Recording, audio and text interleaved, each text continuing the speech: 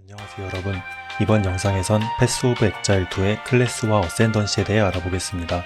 우선 클래스와 어센던시가 무엇인지 어떤 의미인지 설명드린 후 얼리 액세스에서 플레이 가능한 클래스와 어센던시를 소개해드리겠습니다. 패스 오브 엑자일 2엔 12개의 클래스와 36개의 어센던시가 계획되어 있지만 얼리 액세스 단계에선 6개의 클래스와 12개의 어센던시를 맛볼 수 있습니다. 쉽게 클래스는 직업, 어센던시는 전직으로 생각하시면 되는데요. 클래스는 어떤 능력치를 기반으로 하는지에 따라 6종류로 구분이 가능하고 그 능력치에 따라 패시브 트리 시작점이 다릅니다. 다음 그림 중 얼리 액세스에서 만나보실 수 있는 클래스는 지능의 소서리스와 위치, 지능 민첩의 몽크, 민첩의 레인저, 민첩 힘의 머서너리, 힘의 워리어다. 클래스는 주 능력치를 더 많이 갖고 시작합니다. 세 능력치의 합은 모두 동일하지만 주 능력치 비율이 높게 배분되는 거죠. 능력치가 제공하는 보너스가 강해졌기 때문에 처음부터 힘 캐릭터는 지능 캐릭터보다 근접 공격에 강한 모습을 보일 것입니다. 각각의 구역엔 그 스탯에 어울리는 노드들로 구성되어 있습니다. 민첩 구역엔 원거리 투사체 공격 관련, 지능 지역엔 주문과 관련된 노드가 있을 것입니다. 패시브 트리를 어느 방향에서 시작하는지에 따라 초반 육성엔 정말 큰 영향을 줍니다. PoE2에선 스킬과 아이템에 직업 제한이 없습니다. 하지만 초반에는 패시브 트리 동선상 클래스에 어울리는 스킬을 사용해야 육성에 불편함이 적을 것입니다. 힘 법사를 하고 싶어도 패시브 포인트를 충분히 모을 때까지는 참아봅시다. 각각의 클래스는 3개의 어센던시 중 하나를 골라 전직할 수 있습니다. 어센던시는 다른 곳에서 얻을 수 없는 정말 강력한 전직 노드를 갖고 있고 이러한 점은 빌드의 핵심 요소가 됩니다. 내 어센던시를 잘 살릴 수 있는 빌드를 구성하는 게 중요하죠. 캐릭터 생성 이후 바꿀 수 없는 클래스와는 다르게 어센던시는 변경이 가능했으나 이번 얼리 액세스에선 어센던시 변경이 불가능하다고 합니다. 개발에 필요한 데이터 수집을 위해 취해진 조치 같습니다. 그럼 6개의 클래스와 12개의 어센던시를 소개드리겠습니다. 워리어는 근접 전투에 특화된 힘 베이스 클래스입니다. 보통의 전사를 떠올리면 되는데요. 둔기를 주무기로 하며 방패와도 잘 어울리는 클래스입니다. 둔기는 공격 속도가 느린 단점이 있지만 강력한 범위 공격과 기절에 특화된 무기입니다. 워리어는 워브링어와 타이탄으로 전직할 수 있습니다. 워브링어는 토템과 함성을 활용해 전투를 하는 강력한 전사입니다. 토템 사용 시 선조의 영혼을 불러와 전투를 돕게 하고 함성의 쿨을 무시하며 함성 사용 시 주변 시체를 폭파시키는 능력이 있습니다. 또한 비치로 몸을 감싸 조냐의 모래시계 효과를 내는 개성있는 스킬도 받았습니다. 죽으면 처음부터 재도전해야 되는 이번 짝에서 토템의 어그로와 함성의 유틸성은 워리어의 강인한 생존력과 맞물려 보스전에서 패턴을 파악하는 데 유리할 것으로 보입니다. 다만 기본적으로 근접 빌드는 난이도가 높기 때문에 컨트롤에 자신이 있는 분만 선택해야 할 것입니다. 타이탄은 강타와 기절에 특화된 전사입니다. 강타 공격 시 20% 확률로 여진을 일으키며 강타의 전쟁의 주먹 보조 효과를 적용할 수 있습니다. 또한 기절 빌드업이 더 쉽고 헤비스턴에 걸린 적에게 40%의 추가 피해를 줄 수 있습니다. 강력한 강타와 기절 능력으로 보스전에서 딜 타이밍을 잡고 폭딜을 넣을 수 있을 것입니다. 이 외에도 생명력을 20% 증폭시키는 스킬, 갑옷의 방어도가 2배가 되는 스킬, 추가 인벤토리 20칸을 얻는 스킬이 있습니다. 양손 둔기를 사용해 끊임없이 보스를 기절시키고 가차없이 박살내고 싶다면 타이탄을 선택하세요. 머서너리는 힘 민첩 하이브리드 클래스로 석궁을 주무기로 합니다. 석궁은 새롭게 추가된 무기로 총기를 다루는 듯한 플레이 스타일을 보여줍니다. 석궁 스킬은 대체로 장전 후 일정 탄환을 쏘고 나면 스킬을 눌러서 장전을 해야 하는 단점이 있습니다. 하지만 반대로 생각해보면 스킬들을 한 번에 쏟아부을 땐 어떤 무기보다도 강력할 거라 볼 수 있습니다. 머서너리는 위치헌터와 잼링 리저네어로 전직할 수 있습니다. 위치헌터는 사악한 존재를 사냥하는 전문 사냥꾼으로 주로 죽이는 데 초점이 맞춰져 있습니다. 마법에 대한 방어 수단과 적의 집중을 깨는 능력은 마녀 사냥꾼이라는 이름에 걸맞는 능력이죠. 위치헌터는 50%의 방어도와 회피를 잃는 대신 원소 데미지를 막아주는 보호막을 얻을 수 있습니다. 또 이 보호막의 효과와 회복 속도를 증가시킬 수도 있습니다. 처치한 적이 10% 확률로 폭발해 그 생명력의 100%만큼의 피해를 주는 분수한 시체 폭발 능력이 있는데 언데드 악마들에겐 이 확률이 2배가 됩니다. 위치베이는 위치헌터의 아이덴티티 같은 노드입니다. 적이 최대 생명력의 40%만큼 집중력을 갖게 만들고 적에게 피해를 입히면 적의 집중력도 같은 수치만큼 감소하게 만듭니다. 정신력을 모두 소모하면 특정 패턴을 쓰지 못하거나 무력화되는 등의 효과가 있는 것으로 보입니다. 감소시킨 집중력에 비례해 30%까지 피해가 증폭되는 노드도 있습니다. 또한 마무리 타격 노드와 첫 타격 시 생명력의 5에서 30% 피해를 줄 수 있는 신규 기재도 받았습니다. 마지막으로 무기 전문화 포인트 20개를 제공하는 스킬이 있습니다. 총 122개의 패시브 노드 중 무기 전문화 포인트로 쓸 수 있는 포인트를 늘려준다고 보시면 되겠습니다. 잼링 리저네어는 기존 유저분들께 마석 군단병이란 이름으로 더 익숙할 텐데 잼을 자신의 살에 직접 박아버리는 정신나간 인간들입니다. 잼 그 자체의 스페셜리스트인 어센던시라 보시면 되겠습니다. PoE2에선 9개의 스킬 슬롯을 사용할 수 있는데 이 정신나간 것들은 3개의 슬롯을 더 사용할 수 있습니다. 또한 모든 스킬잼의 퀄리티를 12% 늘려주는 스킬도 있습니다. 특히 이번엔 여러 스킬잼을 써볼 텐데 어떤 스킬로 바꾸더라도 12%의 퀄리티가 적용되는 점은 상당히 유용하다고 생각합니다. 세 번째 스킬은 장착한 보조잼의 색깔과 개수에 따라 최대 저항이 증가하는 패시브입니다. 같은 색 보조잼 3개당 파란색은 냉기, 빨간색은 화염, 녹색은 번개 저항의 최대치를 1%씩 올려줍니다. 이론상 60개의 보조잼을 장착할 수 있으니 총 20%의 최대 저항을 챙길 수 있겠네요. 저항은 가장 기본적인 탱킹 요소인데 특히 최대 저항의 증가는 정말 강력한 생존 기제입니다. 적용 능력은 잼 요구사항을 가장 높은 능력치로 만족시키는 스킬입니다. 한 가지 스탯만 올려도 다양한 종류의 잼을 착용할 수 있죠. 보조잼을 60개까지 착용해야 하는 잼링 유저네어에겐 필요한 스킬일지도 모릅니다. 정말 다양한 빌드가 가능할 것으로 보입니다. 다만 9개의 스킬도 겁나는데 12개의 스킬을 조합할 생각을 하니 어지럽네요. 레인저는 전형적인 궁수 이미지의 민첩 베이스 클래스입니다. 레인저는 데드아이와 패스파인더로 전직합니다. 데드아이는 투사체에 정말 전문화된 어센던시입니다. 엔들리스 뮤니션스는 투사체를 1개 추가하는 노드입니다. PoE에서 투사체 추가는 정말 강력한 성능을 갖고 있습니다. 스킬에 따라 파밍 시 클리어링이 좋아지고 보스킬에도 딜 상승을 기대할 수 있습니다. 순풍은 동작 속도를 증가시켜주는 버프입니다. 동작 속도란 이동 속도나 공격 속도 등의 상위 개념이라 보시면 됩니다. 더 빠른 속도는 더 높은 딜과 더 많은 파밍을 의미하죠. PoE2는 전작과 달리 거리에 따른 명중률 페널티가 있는데 데드아이는 이 정확도 페널티를 없애는 스킬도 있습니다. 또한 격분 충전에 대한 두 노드와 징표를 2개 적용할 수 있는 노드, 근접 사격과 장거리 사격 중 선택할 수 있는 노드도 있습니다. 전형적인 궁수를 플레이하고 싶다면 데드아이입니다. 패스파인더는 독과 플라스크에 특화된 약쟁이입니다. 패스파인더는 PoE1에서 딜, 생존, 유틸, 3박자를 골고루 갖춰 꾸준히 사랑받는 어센던시입니다. 다만 이번 짝에선 그 강력하던 유틸 플라스크들이 모두 사라져서 전작만큼의 파워를 가질지는 의문입니다. 패스파인더는 플라스크 충전량을 소모해 각종 혼합물을 던져 피해를 입힐 수 있습니다. 5종류의 혼합물 중 한 종을 골라 선택합니다. 칼을 장착한 상태로도 혼합물을 던질 수 있게 됐습니다. 이번 짝에선 중독 스택에 제한이 생겼는데 이 스택 제한을 2배로 만들어주는 노드와 중독에 걸린 적이 죽으면 주변 적에게 퍼져나가는 노드도 있습니다. 또한 패스파인더는 스킬 사용 중 이속 페널티를 줄여주는 스킬과 슬로우의 면역이 되는 스킬이 있습니다.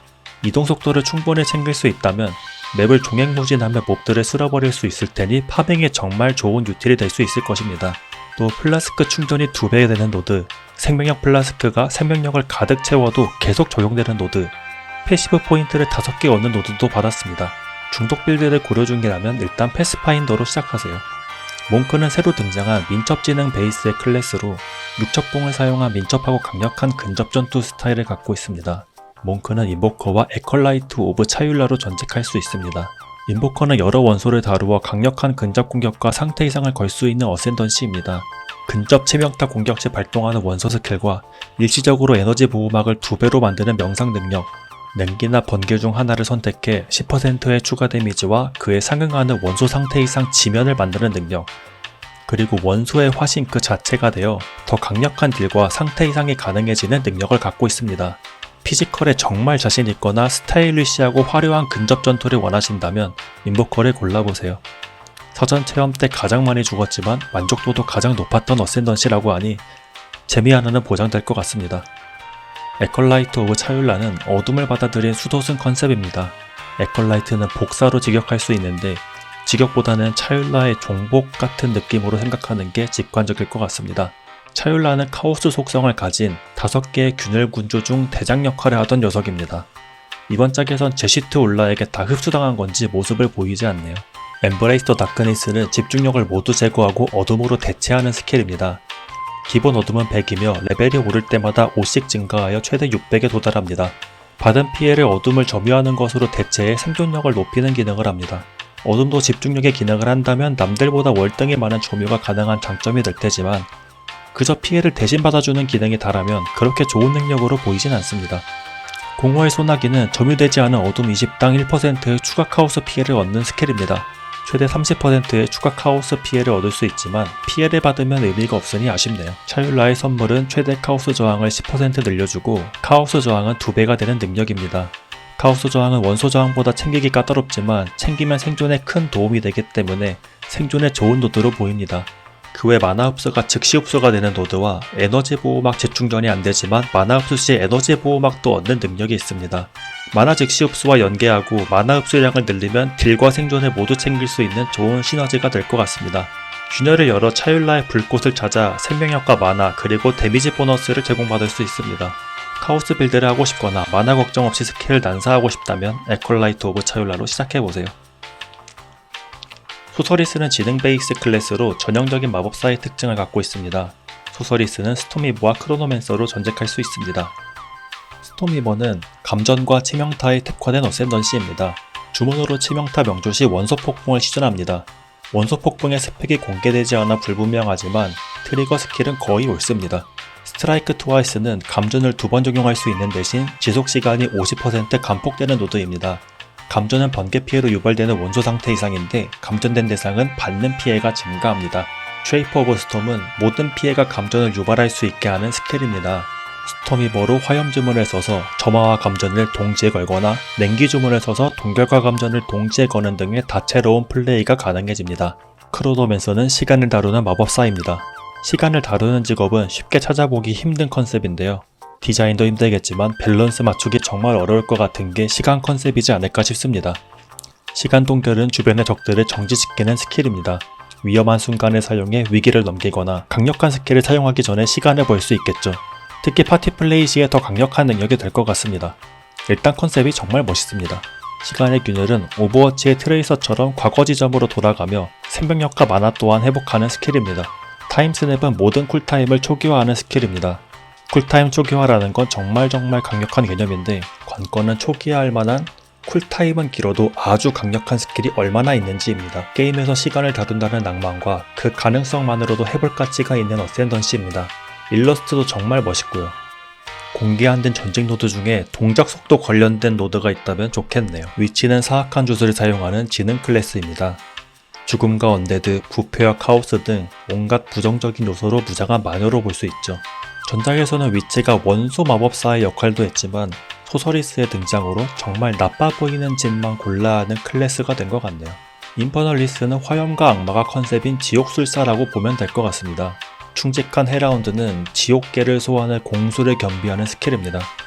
명중으로 받는 피해의 20%를 강아지가 대신 받아주기 때문에 부족한 생존력을 보충할 수 있습니다.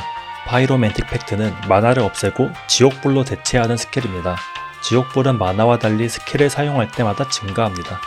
지옥불이 최대치에 도달하면 최대 생명력과 에너지 보호막만큼 화염 데미지를 입게 됩니다. 화염의 인도자와 조합하면 지옥불이 30% 이상일 때 캐릭터와 소환소가 주는 모든 피해가 점화를 유발하게 됩니다. 또한 인퍼널리스트는 악마 폼으로 변신할 수 있는데 악마 폼일 땐 지속적으로 생명력을 잃지만 시전 속도와 피해가 증가합니다. 높은 화염 저항과 회복 수단을 갖춘다면 마나 걱정 없는 스킬 난사와 악마 폼의 강력함이 돋보일 것 같습니다. 또한 공개된 어센던시 중에 소환수 빌드에 가장 적합해 보입니다. 블러드 메이지는 혈마법을 쓰는 생명력과 에너지의 대가입니다. 스킬 사용 시 소모되는 마나만큼 생명력도 소모시키는 대신 적들이 생명력 잔류물을 떨어뜨리게 해 빠르게 생명력을 채울 수 있습니다. 보스전 시 발동 가능 여부와 잔류물이 생명력을 얼마나 채워줄지가 관건입니다. 진홍색 킵은 갑옷에 있는 에너지 보호막을 추가 생명력으로 얻을 수 있어 높은 생존력을 기대할 수 있습니다. 또한 활력 착지를 통해 주문 데미지의 10%를 생명력으로 흡수할 수 있습니다. 선열가시는 생명력 20당 치명타 피해 보너스를 1% 늘려줍니다. 생명력을 챙기기만 하면 생존력과 딜을 모두 챙길 수 있는 셈이죠. 치명타 피해는 기본 100%로 치명타 시 2배의 피해를 주게 되는데 치명타 피해 보너스는 이 피해량을 늘려주는 스탯입니다. 블러드 메이지가 혈마법 키스톤이랑 어떤 상호작용을 할지 기대됩니다. 이제 전직하는 방법에 대해 알아보겠습니다. 전직은 총 4번에 걸쳐 이루어지고 각 단계마다 2개의 전직 포인트를 얻을 수 있습니다. 4번의 전직 시험을 모두 통과하면 총 8개의 전직 포인트로 4개의 전직 스킬을 찍을 수 있습니다. 전작과 달리 미궁이 사라지고 새 종류의 전직 시험이 생겼습니다.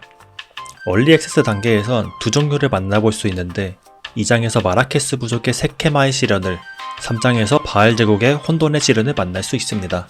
엔드게임에선 두 시련을 더 높아진 난이도와 보상으로 만나보실 수 있습니다. 세케마의 시련은 POE1의 성역과 유사하고 혼돈의 시련은 결정과 유사합니다. 전직 시험 중 죽으면 처음부터 다시 도전해야 합니다.